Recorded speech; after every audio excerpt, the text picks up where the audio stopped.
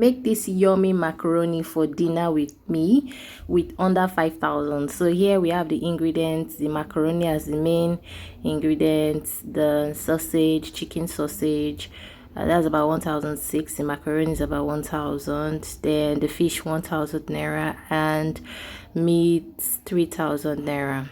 So you're going to boil the meat, and other ingredients include tomato, fresh pepper, onion, and your oil. So now I've deboned the fish, cut it into pieces. I cut the sausage into small rolls.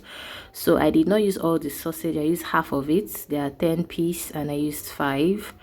And then of course the macaroni and the, like I said, tomato and pepper diced already with onion.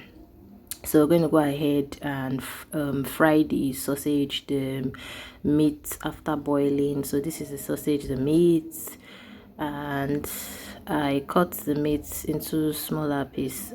Look at the size, look at how they are. So they are not so big and not so small, and that's the fish and the macaroni too, and also the diced tomato, pepper, and onion. So next we're going to fry the tomato and pepper and onion.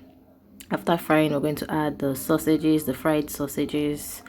After that, we just basically just add every other ingredient I mentioned: the meat, the fish.